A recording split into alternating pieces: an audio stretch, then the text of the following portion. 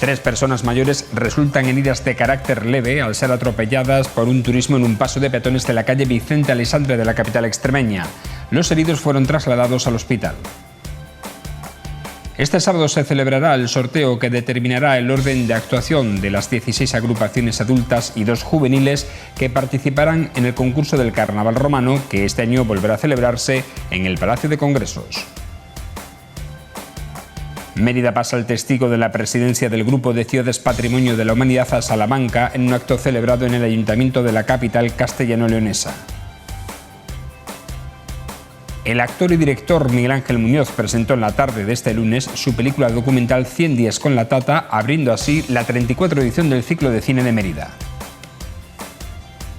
El presidente de la Junta aboga por entrar en un escenario diferente en el contaje de cifras de positivos de la pandemia basado en el sistema de vigilancia que se utiliza para otras enfermedades infectocontagiosas como la gripe. Miércoles con cielo poco nuboso despejado y descenso generalizado de las temperaturas en el Valle del Guadiana y Tierra de Barros, leve en las mínimas y algo más pronunciado en las máximas.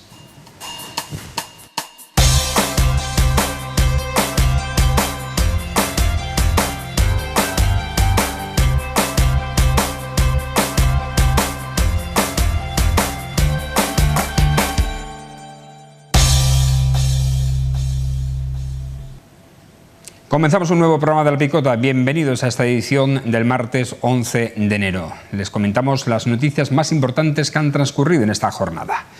Y tenemos que comenzar hablando de los preparativos del carnaval, porque este sábado se celebrará el sorteo que determinará el orden de actuación de las 16 agrupaciones adultas y 2 juveniles que participarán en el concurso del Carnaval romano, que este año volverá a celebrarse en el Palacio de Congresos.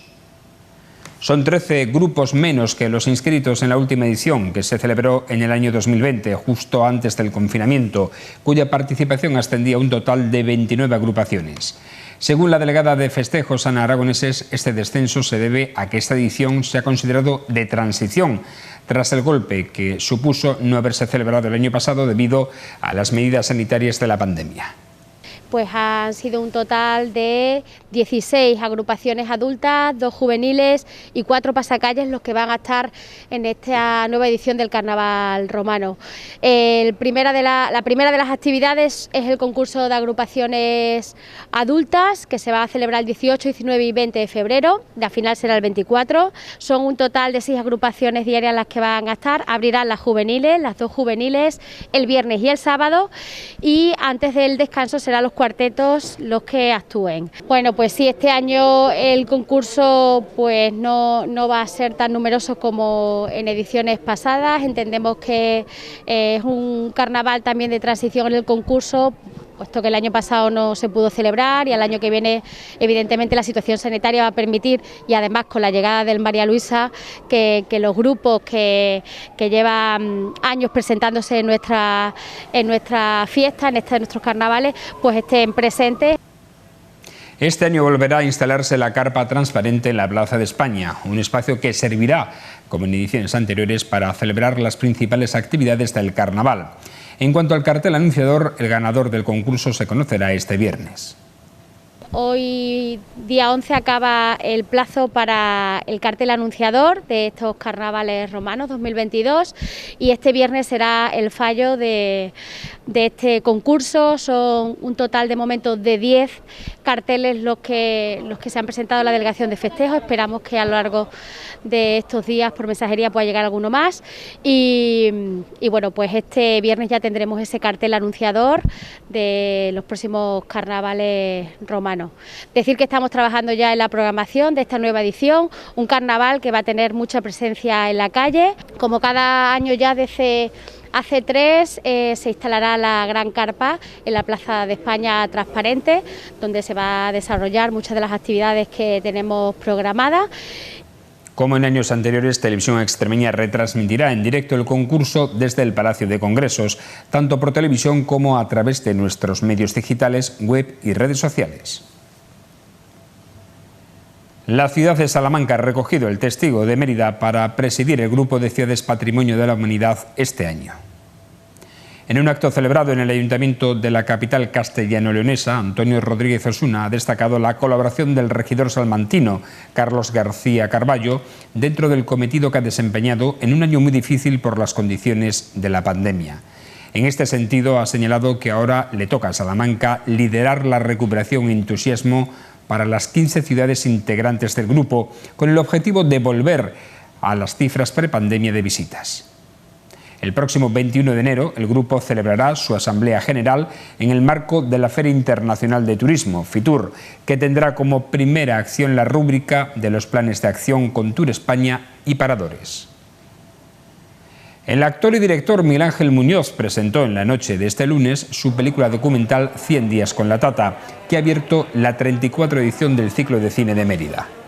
Quien no pudo estar presente en la proyección fue la emeritense Luisa Cantero, la Tata de Muñoz, que a sus 97 años ha protagonizado esta cinta que destaca por los valores que transmite.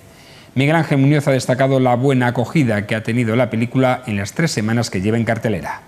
Pues es uno de los días más importantes para 100 días con la Tata, porque Extremadura está retratada y concretamente Mérida, con mucho cariño. Mi tata es emeritense.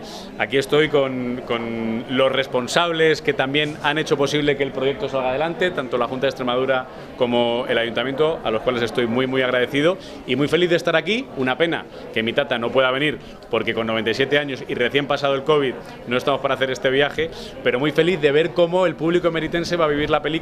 Ya lleva 3 semanas en cartel, estoy recibiendo un feedback extraordinario, pero quería vivirlo en primera persona, así que muy contento. Concretamente, esta historia habla de valores muy importantes que no solamente hacen falta en el tiempo en el que vivimos, sino que van a perdurar mucho en el tiempo, y que las administraciones públicas apoyen este tipo de proyectos y cine comprometido. Creo que es muy importante, más allá de la promoción turística del lugar, que también, por supuesto, ha quedado muy bonito retratado. 100 días con la Tata está patrocinada por el Ayuntamiento de Mérida y su alcalde agradece al autor de la obra no solo las imágenes que salen de la ciudad, sino también la importante historia que se narra.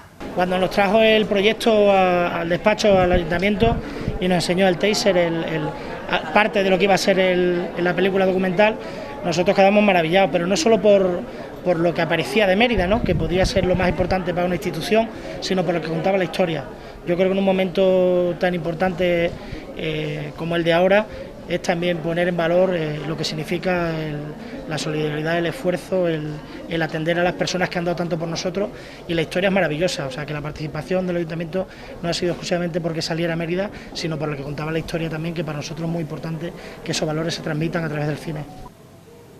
El presidente de la Junta de Extremadura, Guillermo Fernández Vara, ha abogado este martes por entrar en un escenario diferente de contagio de cifras de positivos de la pandemia, basado en el sistema de vigilancia que ya existe para otras enfermedades de transmisión infectocontagiosa, como la gripe. Según el jefe del Ejecutivo extremeño, es una posición que defienden muchos científicos y expertos, ya que a las cifras oficiales habría que añadir los datos de aquellos que se están haciendo las pruebas y no las están comunicando. Deberíamos entrar en un escenario diferente de contagio de cifras, muy basado en el sistema de vigilancia que ya tenemos para otras enfermedades de transmisión, pero eso no tiene nada que ver con quitarle importancia al Ómicron, que como somos un país del cero al infinito, el que alguien diga que hay que empezar a contar de otra manera parece como si le quisieras quitar importancia. No, sin quitarle ninguna importancia, sin reducir ninguno de los requisitos que tenemos que tener para seguir cuidándonos y para seguir cuidando de los que tenemos alrededor. Y el problema de salud de la COVID no es solo la COVID, es que está condicionando en gran medida al sistema sanitario. Todos estamos pidiendo una respuesta al sistema sanitario como si solo existiera la COVID. Nos olvidaremos que además de la COVID hay otras muchas enfermedades a las que hay que atender. Y para eso lo que hay es que ir sacando del ambiente el que el COVID es el centro de nuestras vidas, porque no tiene que seguir siendo el centro de nuestras vidas.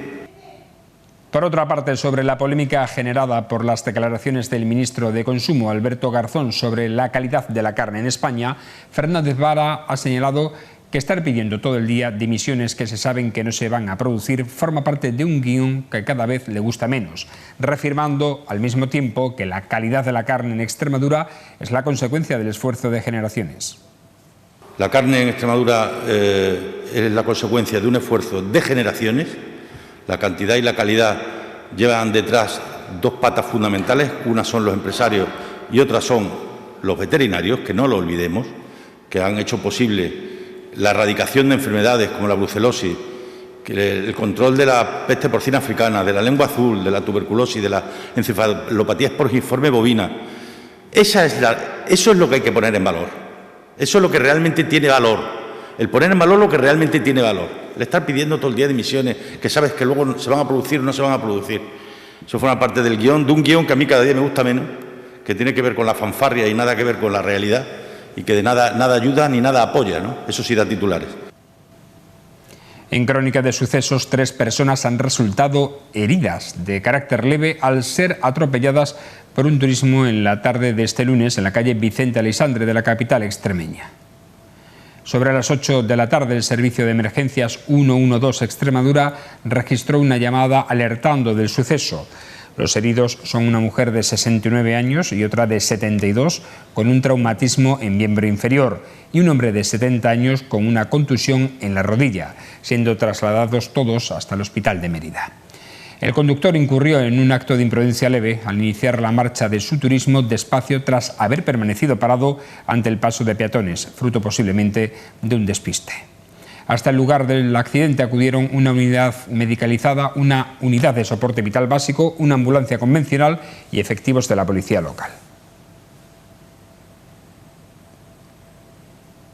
Este miércoles se producirá un nuevo descenso de los termómetros, ligero en los valores nocturnos y algo más pronunciados en los diurnos. Así tendremos cielo poco nuboso, despejado, temperaturas mínimas en descenso ligero y máximas en descenso, registrándose 4 y 15 grados en Mérida y 5 y 14 grados en Almendralejo.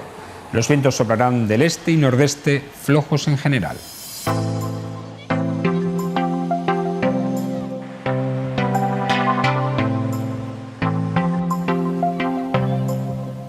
Los protocolos para combatir el COVID son cada vez más laxos y esto es debido a la menor letalidad de la última variante y sobre todo a la efectividad de las vacunas. Se relajan las medidas que, salvo por la obligatoriedad de llevar la mascarilla en la calle, son más compatibles cada vez con la convivencia y la actividad diaria ordinaria. Por este motivo, ya se está ultimando un sistema de vigilancia del coronavirus como el que se establece para la gripe común. Y es que a las vacunas se añadirán los antivirales que se incorporarán al sistema para tratar a la población más vulnerable. Todo ello hace que, aunque no haya una fecha fijada para la transición, posiblemente se establezca tras esta sexta ola. Pero para que este protocolo sea efectivo, antes debería tratarse el problema que pueden originar los 4 millones de no vacunados que aún hay en España. Esta cantidad de población no inmunizada debe preocupar a las autoridades sanitarias porque puede suponer un continuo retraso en la vuelta a una normalidad de convivencia con el virus. El debate sobre la obligatoriedad de la vacunación o del pasaporte COVID en establecimientos al público para alentar la inoculación debe ser abordado si queremos que esta situación venga a menos. Los derechos individuales existen, pero también la responsabilidad para no empeorar la de los demás. Buenas noches.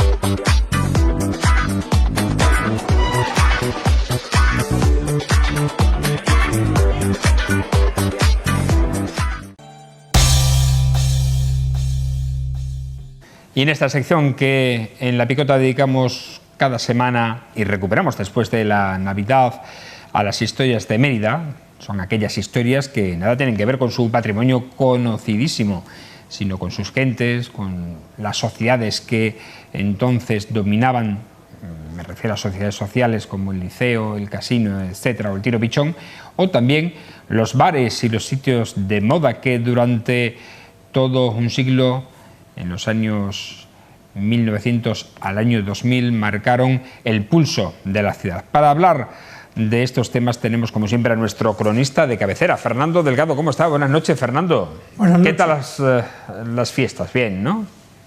La fiesta fatal. ¿Para qué contarlo? Bueno. Decir bien, hombre, es decir que hemos pasado las Navidades. Las hemos pasado. Pero vamos a decir, el 24 de noviembre, de diciembre, el día de Nochebuena, que ceno con mi familia. Uno de ellos estaba positivo, cogimos el COVID, todos. Bueno, pues ya está, lo habéis pasado. Lo hemos pasado. Lo habéis pasado. Vamos a hablar ahora de otras cuestiones. Vamos a hablar del Liceo de Mérida, porque el Liceo es una sociedad que... Sí, es una sociedad... Se fundó en 1901, ¿no? En 1901, pero ya venía de anterior. Lo curioso de Mérida, el Liceo, vamos a hablarnos uno o dos, hablaremos más, porque es que merece la pena, porque es la pura historia de esta ciudad. Incluso, ¿por qué no?, en alguna ocasión podremos traer un invitado. Porque el Liceo de Mérida se crea, algunos piensan que eran los masones los que lo hicieron. Los masones, cuando se dice en España la palabra masónica, se habla de algo malo. De algo peyorativo, ¿cierto? De algo peyorativo.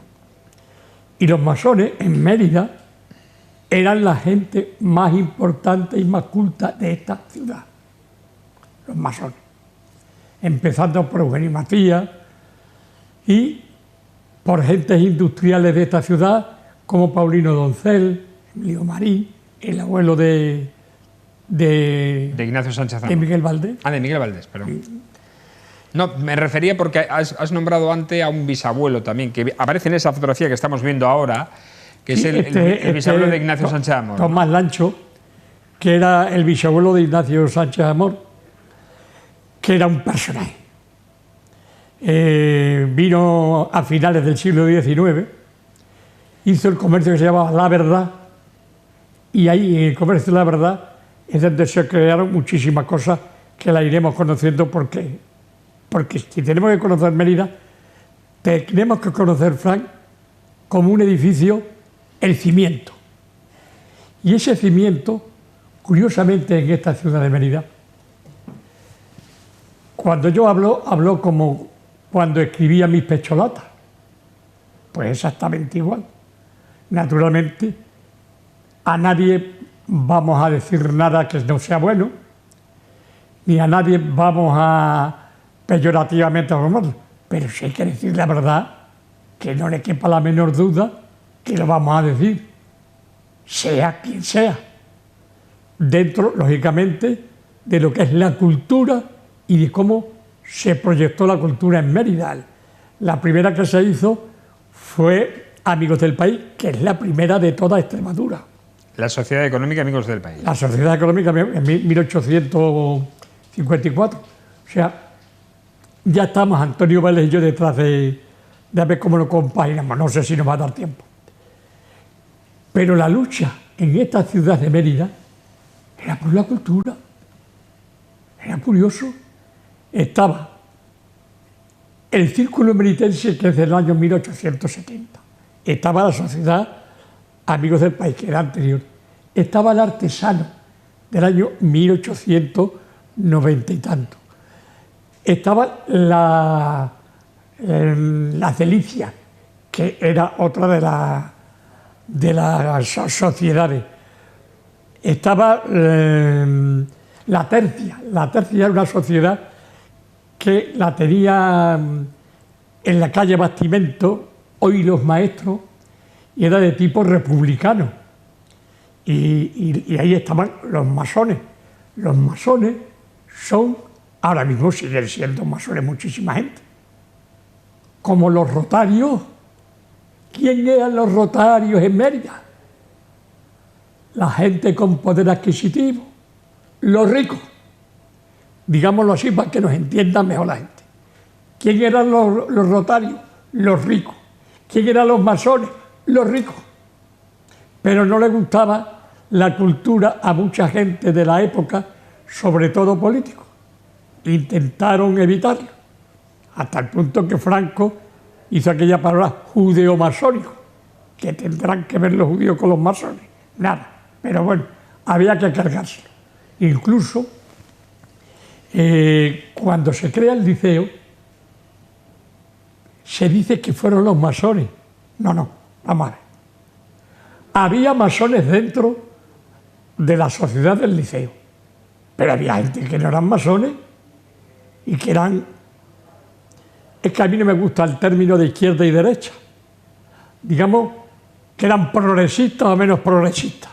Estaban los Valverde, estaba Fadón, que era el director médico del hospital, entonces Manicomio del Carmen, después hospital psiquiátrico, por aquello del manicomio como si fuera una forma peyorativa, pero estaban gente muy importante de Mérida dentro de esta sociedad.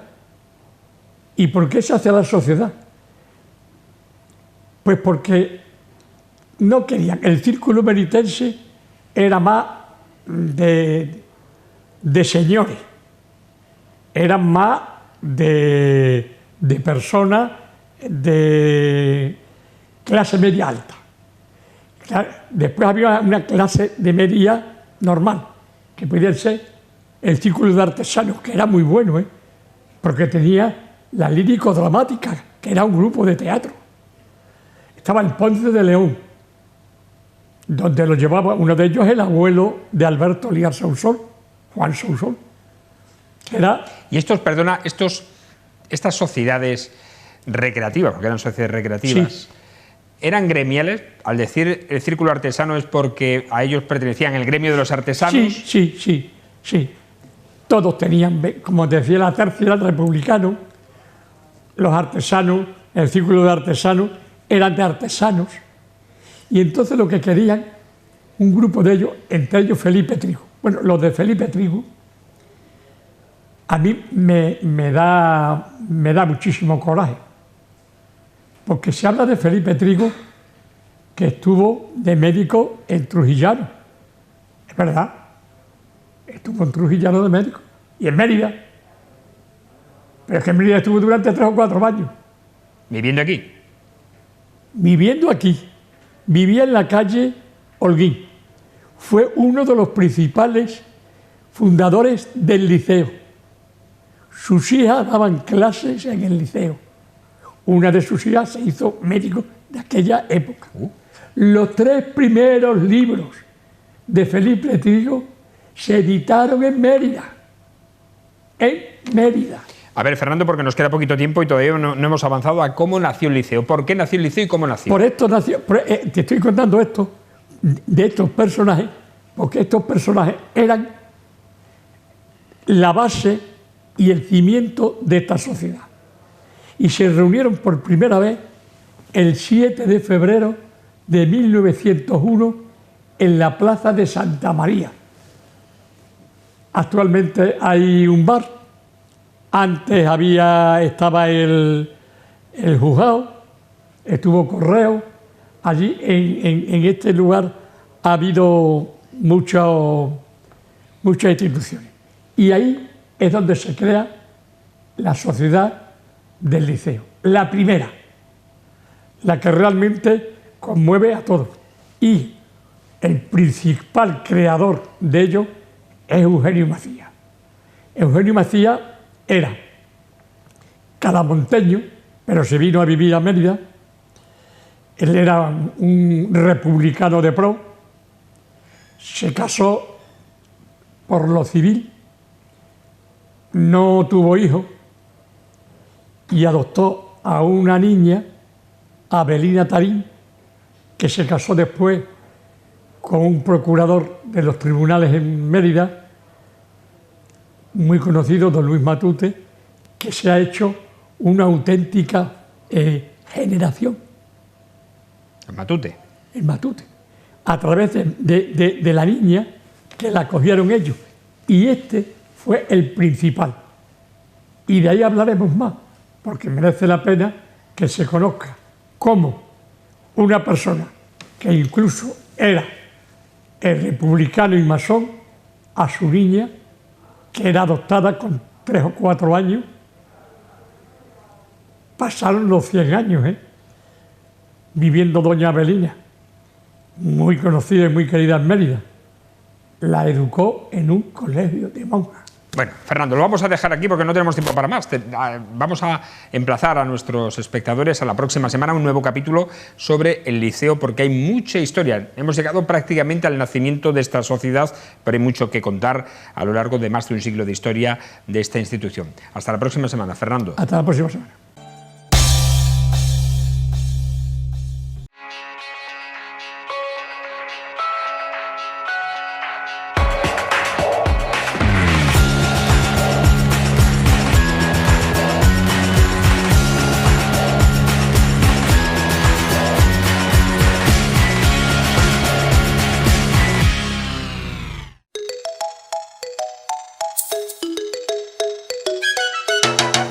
El Pescaíto Fish Fast Food. Cartuchos de pescaíto con la garantía de El Retiro. El pescaíto de toda la vida, ahora al estilo fast food. Estamos en pleno entorno monumental de Mérida, en calle Suárez Somonte 96, frente al Teatro Romano. El Pescaíto. El fish, si fast, es very food.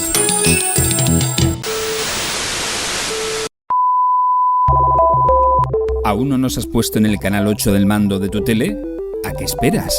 Televisión Extremeña en el 8.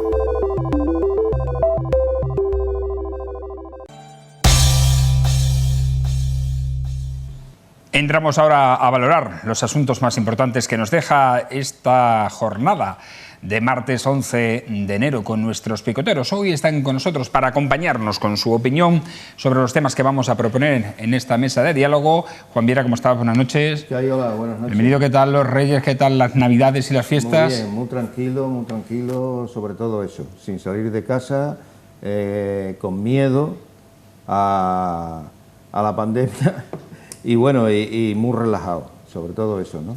Bueno, muy bien. ¿Has descansado? Bastante, Que sí. es de lo que se trataba. Miguel Valdés, ¿cómo está? Buenas noches. Muy bien, muchas Bienvenido al gracias. Picoto Buenas también. noches. ¿Qué tal tus Navidades? Muy tranquilas también. También, ¿no? Sí, han sido unas Navidades tranquilas, un poco distintas. Yo pensaba que iban a ser mejores. Desgraciadamente nos ha entrado la célebre sexta ola que le llaman ahora, el Omicron este. Y una como pregunta, Juan, tú que estás en el sector, ¿cómo ha afectado esas cancelaciones de cenas que había Nos va a afectar al mucho. sector? Ha afectado mucho. Juan lo ha comentado, es decir, como con miedo. La gente sigue teniendo miedo. Y aunque todos nos quieren decir que esta sexta ola o las consecuencias de esta nueva variante Omicron no son tan graves como la Delta o otras que ha habido, la gente sigue teniendo miedo porque sigue habiendo hospitalizaciones, pues porque te tienes que quedar en casa, bueno, pues porque nunca sabes cómo va a responder, ¿no? Y como desgraciadamente nuestros gobernantes no han sabido. Y cuando digo gobernantes, no solo me refiero a mi amigo Pedro Sánchez, estoy hablando de Pedro Sánchez hasta el último. No han sabido decirnos exactamente qué pasa, qué no pasa. Ha habido muchas informaciones incluso contradictorias. Pues la gente está que no sabe, ¿no? Y eso nos ha afectado al sector, claro que nos ha afectado. Y de hecho ha habido muchas cancelaciones. Empezaron en el entorno de la Nochebuena, sobre todo de empresas, de amigos, etcétera, que han continuado hasta Reyes, ¿no? Los Reyes no han sido los Reyes, por lo menos los nuestros, tan generosos, Normales, ¿no? sí, como en normales otras, como años anteriores. efectivamente, como en años anteriores, ¿no? Y yo personalmente bien, me pusieron la vacuna y he estado un poco pachucho, bueno, un poco pachucho no, le he visto las barbas a San Pedro, o sea, no he estado un poco atacado, pero bueno. Bueno, pero aún así te has vacunado, que es lo bueno. Y hay que lo vacunarse, importante. y hay que vacunarse. Yo creo que está claro, sí. De hecho, lo hemos dicho ya en varias ocasiones, los casos de UCI que hay en estos momentos en Extremadura, los hay evidentemente vacunados y no vacunados. Y hay personas que fallecen vacunadas y personas que no fallecen, que fallecen sin vacuna. Yo tengo una amiga médico cirujano que me ha dicho que los casos que ahora mismo son más graves son los de los no vacunados. Los de los vacunados no es que no sean graves, sino que entran por otras patologías y cogen el COVID. Entonces son complicaciones, pero los casos puros de COVID, que son los de los no vacunados, los que son puramente por COVID. Lo que es extraño es que todavía hay gente que lo niegue. Bueno, hay gente que niega la existencia del virus, ¿no? Y hay gente que sigue con la cosa que no sé qué nos están inoculando. Es verdad, y esto forma parte, yo creo, que de esa campaña, primero, de mala información, yo creo, por parte de los gobernantes y de las autoridades sanitarias, y por otra parte, bueno, pues de ese grupo de gente que se dedica a lo que llama ahora la fake news, ¿no? Que es a la mentira, al no sé qué ganan con este tipo de comentarios y tal. Enfrentar a la sociedad. Totalmente, y al final es eso, ¿no? Los vacunados, los vacunados, los ricos, los pobres, los de derecha, los de izquierda, los anti no sé qué y los anti no sé cuántos, los de esto, del otro. Que las cosas son más complejas, ¿no? Hay toda esta gente que no quieren vacunarse y todo lo demás, siempre hay una base, una serie de elementos que utilizan, ¿no? No es una cuestión, digamos, que cae por ciencia, por infusión divina ni nada de esto, ¿no? Hay una base, por ejemplo, mucha gente se está agarrando ahora en la cuestión de las vacunaciones de niños, de que el número de niños que hay con COVID es mínimo, no llega ni al 0,0000 y pico por ciento. Hay 229 casos en España.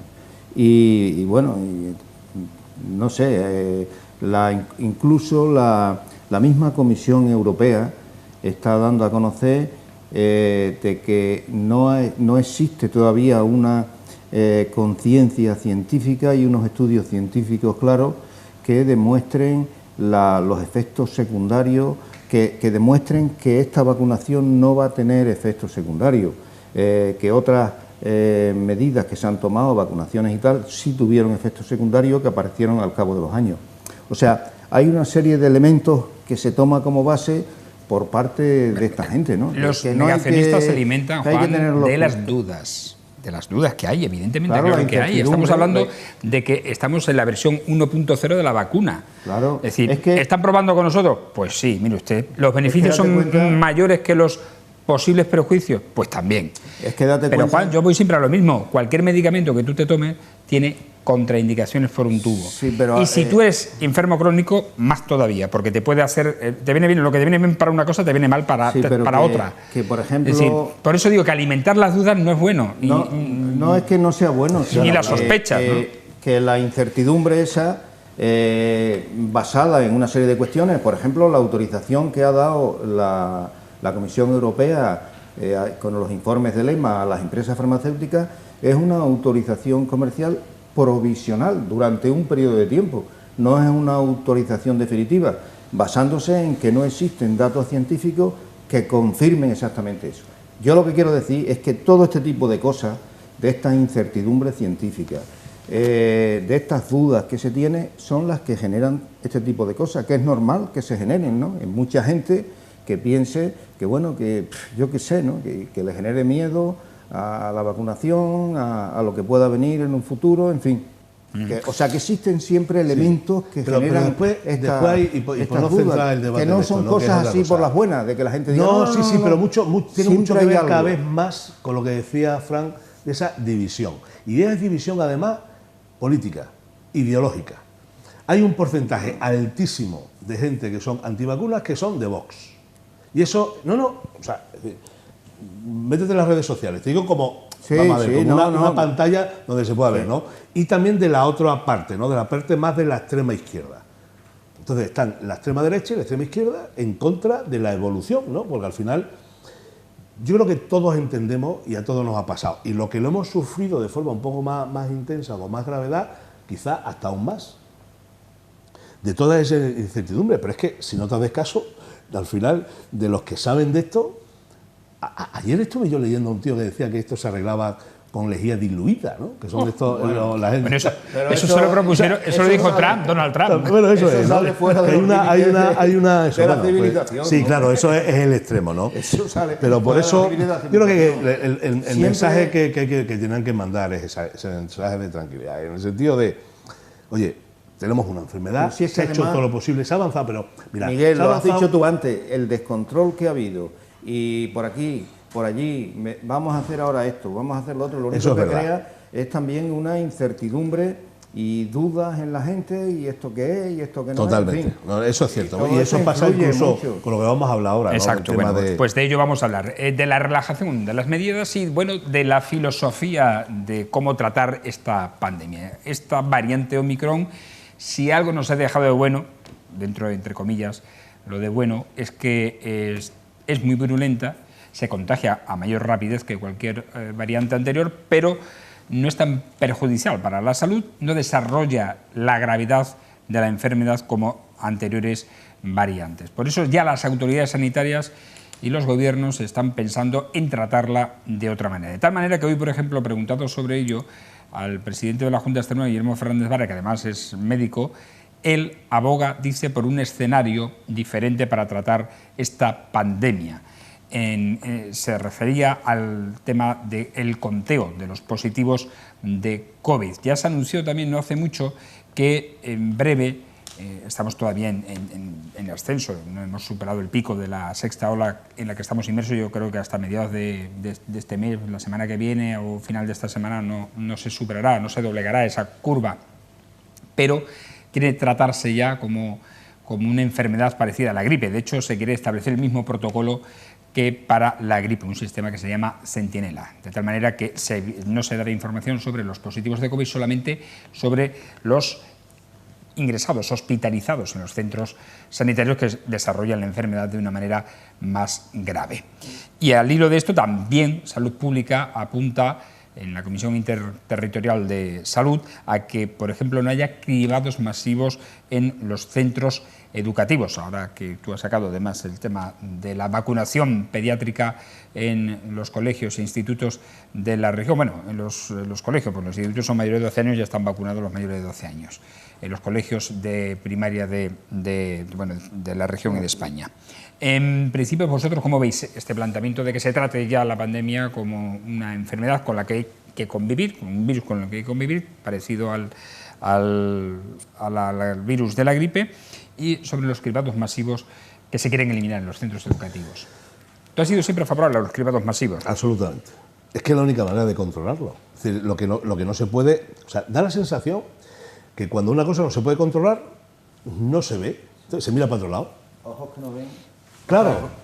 Ojos que no ven, corazón que no siente. Efectivamente, ¿no? Es decir, da la sensación que tenemos una serie de gobernantes, te digo, en todos los parámetros, ¿eh? No quiero hacer política parda de esto, que cuando no controlan una cosa miran para otro lado. Es decir, no existe, ¿no? Entonces, no lo vamos a tratar como... No lo vamos a tratar como... Pero vamos a ver.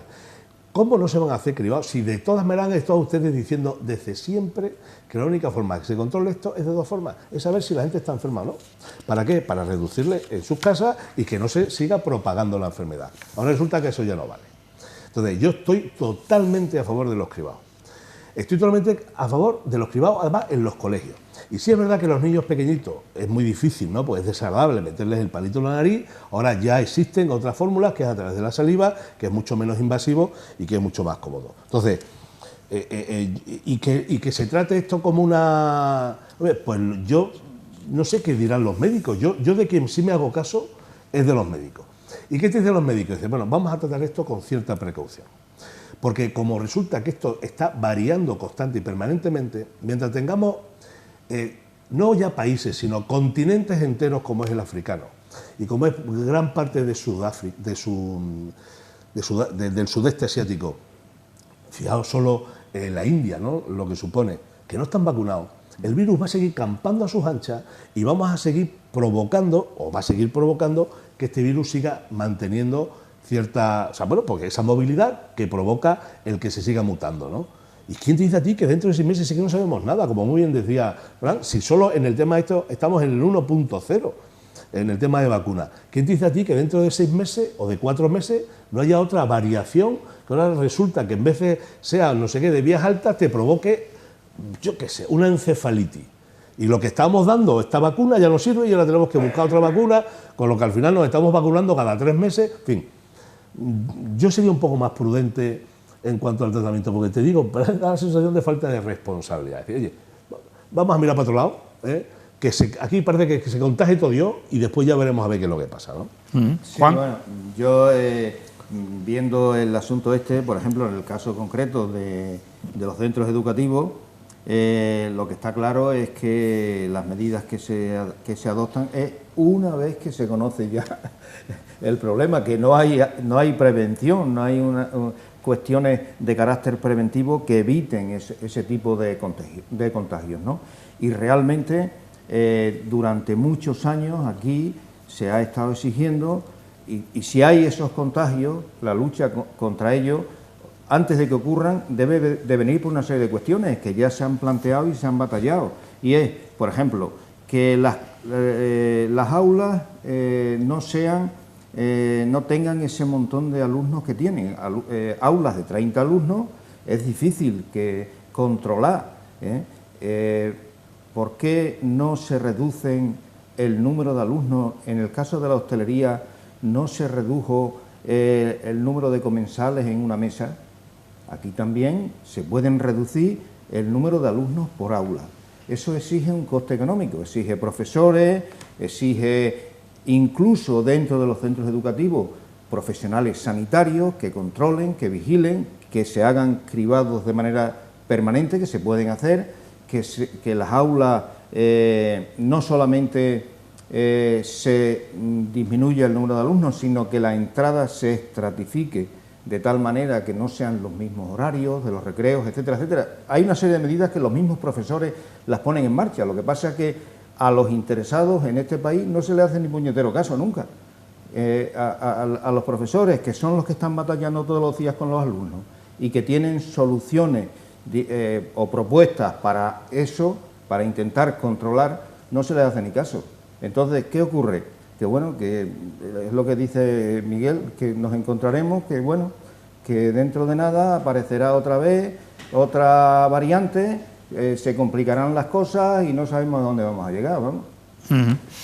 Bueno, en fin, veremos. Seguramente lo que estáis diciendo sobre la mesa es cierto, es decir, quizás es demasiado pronto para aventurar lo que puede pasar en un futuro cercano, porque si algo hemos aprendido de la pandemia es que no sabemos cómo va a reaccionar la siguiente variante que pueda venir y cómo se comportará y qué daño hará y qué gravedad tendrá en la enfermedad. Yo creo que nuestras autoridades... Pero también es verdad, perdona, Miguel, y ahora termino de pedir la palabra, pero también es verdad que no podemos vivir a expensas solamente del virus. Llevamos ya, ¿cuánto? ¿2 años? 2 años, vamos a hacer ya. Vamos a hacer ya. Hay que crear estructuras que permitan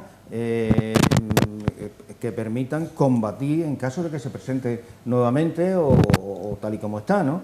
Lo que ocurre es que no se toman medidas, ¿no? Porque los recursos educativos de profesores, materiales de división de aulas, etcétera, recursos profesionales sanitarios, todo eso cuesta dinero. Y eso el Estado, pues, prefiere destinar el dinero a otras cosas. Una inversión tan importante como la que se hace en sanidad para el virus. A lo que son los servicios públicos de calidad. Si tuviésemos unos servicios públicos de calidad organizados para la educación, para la salud pública, entonces las cosas irían de otro modo. No, pero sí, evidentemente. Lo que pasa es que yo vuelvo otra vez a lo mismo, soy muy pesado, ¿no? Porque yo creo que la gente lo que está pidiendo es que le digan la realidad. Entonces, aquí se habla mucho con eufemismo. Oiga, queremos que todo el mundo se contagie. Hace como en Israel, fuera, venga. Venga lo que sea y venga, vamos a... Porque al final, ¿en qué vas a convertir un colegio, como tú bien dices? Un aula con 25 o 30 niños, sin ventilar, o vas a ventilar a las 9 de la mañana. Aquí todavía estamos a 2, 3 grados, 4, 5, 6... Pero en Burgos, ponte a las 9 de la mañana a ventilar. No se ha invertido en nada. O sea, me refiero ni en división de eso, como bien dices tú, ni en medidores de CO2, ni en los célebres filtros EPA que decía que iban a poner para hacer la ventilación. O sea, en nada. Incluso con lo cual, para el personal docente. Claro, entonces, las célebres mascarillas mínimo PPP2, o sea, FP2. Digo yo que FPP2, ¿no? Bueno, el caso... que todo ese tipo de cosas hubiera sido necesario. Y si no, mire usted, pues diga que vamos a hacer un infectódromo, que son los colegios, porque vamos a meter a 30 personas, me digo que sean niños, adolescentes, púberes o mayores, en un sitio súper reducido, donde van a estar ahí, todos ahí, tal. Pues bueno, pues ya está, pues vamos a decirlo, vamos a hablarle claro a la gente. Y vamos a ver, el problema es que, insisto, esta es la sexta ola, lo decíamos en el último programa. Nos puede coger con la segunda, con la tercera, incluso con la cuarta. Pero, chacho, que ya está en la sexta y nos sigue cogiendo el toro. Es que no sé si convendréis conmigo, ¿no? Es que nos ha cogido el toro en todas las esto. Vamos a hablar claro a la gente. Oye, yo creo que esta es la única solución, es que todo el mundo se contagie. Ni siquiera las vacunas, es verdad que evidentemente han mejorado muchísimo la presión hospitalaria, porque si no esto hubiera sido bueno, no sé lo que habría sido. ¿No? Con este número de infectados que tenemos de contagiados de muertos, esta variante, estaría, bueno, yo no sé, estaría la gente muriéndose por las calles. Se ¿no? prevé Casi, que se infecten entre 4 y 5 millones de españoles. O sea, que imaginaos. Entonces, insisto, claridad. Y decir las cosas como son. Porque es que llevar a los niños a un colegio. Y después, claro, los niños y los profesores se llevan después eso a casa, los niños también se los llevan a casa. Es decir, sin haber hecho ningún tipo de inversión es complicado. Y sobre todo, y sin ningún tipo, ya digo, sobre todo es que es muy importante lo del tema. ¿Por qué? Porque tú eres capaz de aislar una clase rápidamente si tú estás haciendo controles masivos a toda la chavalería. Lo que pasa, y lo que no es normal, es que, claro, en España están costando un 300% más que en el resto de Europa los test de antígenos. Y no hay derecho. Porque hoy por hoy, el test de antígenos es otra arma. O sea, no es otra arma. ¿Cómo compruebas que tú en casa estás o no estás infectado para no infectar a medio España? Yo lo dije en el programa pasado y lo vuelvo a decir ahora, que si en este país, desde el Estado, se quisiera trabajar por la salud pública, por la educación, en este caso concreto que estamos hablando, habría fondos, habría dinero para hacer esas cosas, porque coño, los miles de millones de euros que se destinan a los ejércitos, al Ministerio del Interior y a otra serie de cosas, que en la mayoría de los casos son un verdadero gasto inútil, se puede destinar un poquito nada más, a la dotación de los centros educativos, con profesores, con recursos más que suficientes para combatir este tipo de pandemias, porque no sabemos, tenemos esta, pero es lo que estamos comentando. Probablemente, en vista de la situación de que en muchos de esos países no hay una vacunación generalizada y las posibilidades de mutación del virus son muchísimas, las posibilidades son enormes, entonces nadie puede tener la certeza de que dentro de un tiempo, ¡boom!, tengamos aquí otro virus agresivo, en fin, no tenemos la certeza esa, ¿no? Entonces yo creo que un Estado realmente interesado por sus ciudadanos actuaría de otra manera. Bueno, tenemos que pasar rápidamente, que no nos da tiempo, a otro tema, la actualidad política regional. El periódico Extremadura ha publicado una entrevista a Fernando Pizarro, el alcalde de Plasencia, que se ha postulado a la presidencia del Partido Popular de la región para suceder a José Antonio Monago. En esta entrevista, lo que ha sorprendido, lo que deja caer concretamente Fernando Pizarro, es que diga, primero, Génova tiene que decidir si sustituye o no a Monago al frente del partido, y segundo, que son los afiliados los que tienen que elegir al nuevo candidato y presidente del Partido Popular. Esto supone, no sé si un cambio o un giro en su estrategia, porque él había adelantado ya, Fernando Pizarro, que no se presentaría siempre y cuando no hubiese más candidatos a la presidencia del Partido Popular. Y digo yo, y os lo pregunto a vosotros también, ¿interpretáis a raíz de estas palabras que ya sí estaría dispuesto incluso a someterse a un congreso con más candidaturas a la presidencia? El último en el que Monago salió presidente hubo 4 candidatos, quiero recordar, ¿no? Sí. No sé qué contestarte, porque no sé la pregunta. Y dice, mira, lo verdaderamente importante y lo que demandamos desde... Que si tú consideras que... Que al final se va a presentar con toda la de la ley. Es decir, ha dicho que se presentaría siempre y cuando no hubiese más candidatos. Eso había que preguntarle a él. Digo, a raíz de estas palabras. Ya. A raíz de la entrevista que yo he leído, como comprenderéis, con mucha atención. A mí Fernando Pizarro es un tipo, ya sabéis, ¿no? Creo que lo he dicho en público y en privado, que me parece una extraordinaria persona, es un magnífico alcalde y creo que sería un estupendo candidato a la presidencia y que sería un estupendo presidente regional de mi partido. Pero claro, no está ni siquiera convocado al Congreso. Entonces, esa es la impresión que yo tengo de Fernando Pizarro al día de hoy. Vamos, es la que tengo. Claro, ¿qué pasará mañana cuando se convoque el Congreso y si se presentan más? Yo seguiría diciendo lo mismo de Fernando, pero además podría decir lo mismo de otro u otra que pudiera presentarse. Con lo cual, yo creo que desde nuestra perspectiva, yo como un humildísimo afiliado, aunque ahora tenga alguna otra responsabilidad, pero al fin y al cabo soy el último mono de toda esta feria, lo que quiero es que se convoque ya el Congreso, que se haga un Congreso regional, que si quiere presentarse Fernando Pizarro se presente, por supuesto. Si Monago quiere continuar, está en su perfectísimo derecho que lo haga, y todas aquellas candidatas y candidatos, aquellas personas que quieran concurrir, que lo hagan, ¿eh? Y los afiliados que podamos votar. Eso es lo que yo quiero. O sea, más allá de nombres y apellidos de unos y de otros. Yo lo que quiero es que haya un congreso y que la voluntad de los afiliados del Partido Popular se vea refrendada a través de los compromisarios o de cómo se haga el tema, ¿no? Y eso es lo verdaderamente importante, porque hace falta.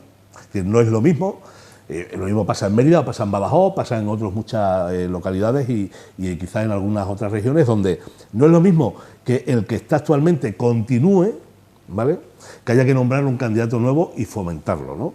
Entonces, por eso hace falta hacerlo cuanto antes. Esa es mi impresión, digo, como afiliado. Y yo creo que es lo verdaderamente necesario y esa es mi opinión al respecto, ¿no? No tengo, es que no tengo ninguna otra. Es como cuando me preguntan a mí, ¿tú vas a ser candidato en Mérida? Lo de siempre. Digo, joder, pues yo estaría encantado, pero es que no depende de mí. Cuando llegue el momento se decidirá.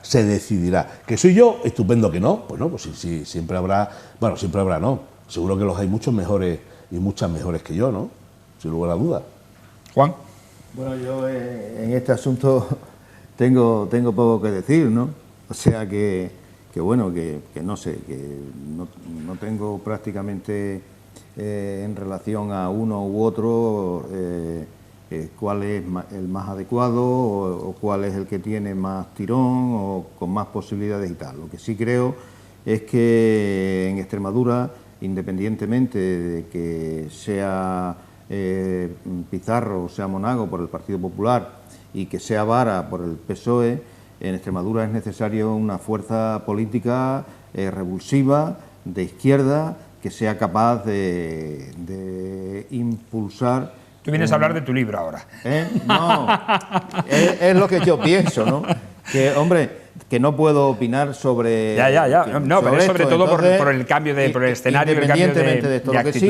Lo que sí está claro es que actualmente las estructuras políticas de Extremadura, político-administrativas, están totalmente copadas por el Partido Socialista, que a pesar de estas estructuras que controla y domina perfectamente, a pesar de todo eso, Extremadura pues está sufriendo, hay unos problemas enormes en todos los aspectos, ¿no? En aspectos salariales, en aspectos de pensiones, los problemas relacionados con la vivienda son enormes, los problemas de elementos básicos para la vida, hay unas carencias importantes y desde mi punto de vista y desde el punto de vista de mucha gente con las cuales trabajamos y trabajo, pues es consecuencia de las políticas del Partido Socialista que no tiene en cuenta a sectores sociales económicamente muy débiles y eso es una realidad.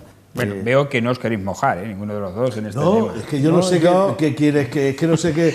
Yo te digo sinceramente, es decir, respecto es que no sé qué quieres. Yo siempre he hablado muy claro, ¿no? Y yo creo que Fernando Pizarro, he dicho que me parece sería un magnífico presidente regional y creo que sería un magnífico candidato. Es que no sé qué más quieres que... Ahora, es que no sé si se va a presentar más gente. Claro, es que puedo quedar fatal, ¿no? Imagínate que al final no es Fernando Pizarro se presenta y se presenta Pepito Pérez. ¿Y Chacho? No, entiéndeme. Pues si no lo sabes tú, si se va a presentar... No lo sé. No lo sé realmente, insisto, hasta ahora el único que ha dado un paso ha sido Fernando Pizarro. Y ahora lo digo, ha dado un paso adelante y ha dicho, oye, si el partido cuenta conmigo y tal, bueno, como he dicho yo ahora respecto a Mérida, ¿no? Oye, pues puede que sea, puede que no. Es decir, yo lo que digo es que, esa es mi opinión respecto a esa figura. Pero es que de verdad no sé qué puede pasar. Es que no sé si va a haber más candidaturas. Vamos a ver, la idea, en principio, y quizás por eso se ha dilatado un poco, no lo sé tampoco, todas estas cosas hay cosas que no se cuentan. Ni siquiera los que estamos un poco más ahí cerca de donde se puedan cocer las cosas. Pues esto se cuece en Madrid, pero directamente en Madrid. Lógicamente con la opinión solo faltaba de la provincia de Cáceres Bajo y de la región. Que quizás se haya dilatado porque creo lo ideal que sería, y en eso yo creo que coincidimos todos los que estamos dentro de la familia del Partido Popular, es que haya una sola candidatura. Porque más de una, que eso queda muy bonito, lo de las primarias, no sé cuánto, al final se generan divisiones, se generan rupturas, y lo ideal es llegar a un acuerdo y a un consenso y solo presentar una candidatura. Me imagino que en este proceso se han oído distintos nombres y se está intentando llegar a un acuerdo para que solo haya una candidatura. Mirad, cuando... En el PP yo creo que eso ha ocurrido muy pocas veces, si no ninguna. Sí ha ocurrido pocas veces, pero bueno, yo creo que se puede... Bueno, vamos a ver. Siempre ha habido varios candidatos. En la provincial, ¿no? Mira, os voy a contar una cosa que no lo he contado nunca en público, ¿no? Cuando se convoca el Congreso Provincial en la provincia de Badajoz, del PP, vienen a hablar conmigo distintos candidatos o posibles candidatos, ¿no? Digo, conmigo a gente de nosotros en Mérida, ¿no? Y cuando vienen a hablar con nosotros, en eso sí que los que estábamos más o menos al frente en Mérida, sí que le dijimos una cosa muy clara que yo le trasladaría siempre a cualquiera, ¿no? Y si me viniera mañana Casado para hablar de qué me parecería el candidato de Extremadura, diría siempre lo mismo. Una sola candidatura. Es importantísimo que solo haya una candidatura. Por tanto, hay que ponerse de acuerdo entre todos para presentar una sola candidatura de consenso. En el caso de Mérida, yo decía que se tuviera en cuenta a Mérida, y después que fuéramos todos juntos de la mano, en este caso, cuando hablábamos de la estructura local, ¿no? Entonces, eso es fundamental, que vayamos toda la región además de la mano, con independencia de quién sea el candidato. O sea, al final se decide que sea Pepito Pérez, todos con Pepito Pérez, y que se piense siempre está por delante Extremadura del partido. Lo mismo que yo siempre he dicho, y aquí, y lo repetiré siempre, que Mérida siempre está por delante del partido. Yo eso no es que lo tenga claro, es que lo tengo meridiano. Y siempre he hablado de mi familia, de mis amigos, de mi entorno. Juan, esto es así. Es decir, tú cuando hablas de política estás hablando con lo que tienes aquí dentro, ¿eh? ¿Qué es lo que te importa, ¿no? Lo que te importa es tu familia, tus amigos, tu entorno. Y lo que quieres es lo mejor para ellos. Lo primero, Extremadura. Y lo primero, Mérida, claro. Y después ya todo lo que venga, ¿no? Bueno, muy rápido. Pues sí, es que me cortaste antes y no terminé. Cuando empecé a comentar el hecho de que el PSOE controla y domina todo el aparato político, económico, administrativo de Extremadura, me refería a que durante el periodo en el que Monago ha estado al frente del Partido Popular, pues no ha conseguido hacer mella en ese dominio casi absoluto, por decirlo, ¿no? Dominio monárquico, ¿no? Ya que estamos en un estado monárquico burgués, ¿no? No ha conseguido hacer mella en eso, ¿no? Es lo que quería señalar, ¿no? Creía que ya estabas haciendo entonces, campaña tú también. No. Y entonces, de alguna manera, lo que sí creo yo que habrá cierto movimiento en las bases del Partido Popular es porque alguien sea capaz de hacer mella en eso y probablemente por eso se impulse un cambio de Pizarro sustituyendo a Monago. Bueno, nos vamos, no hay tiempo para más. Teníamos otros temas en carteras, pero tenemos que acabar y poner el punto final aquí. Gracias a Miguel. Muchísimas gracias a vosotros. Cuídate mucho. Muchas gracias. Y Juan, cuídate mucho también. Gracias. Nos vemos ya en una próxima edición de La Picota. A ustedes les vemos mañana, les emplazo a una nueva edición de este espacio mañana, miércoles, en torno a las 10 menos 25 de la noche. Recuerden que estaremos fieles a la cita, tanto en la televisión, en la TDT, canal 48, para aquellos que aún todavía no hayan sintonizado, repito, de Arroyo de San Serván, y en las redes sociales, Facebook, Twitter, YouTube, Instagram y Twitch, cada vez vamos sumando más redes sociales, y en la página web de televisiónextremeña.com. Hasta mañana entonces, buenas noches y sean felices.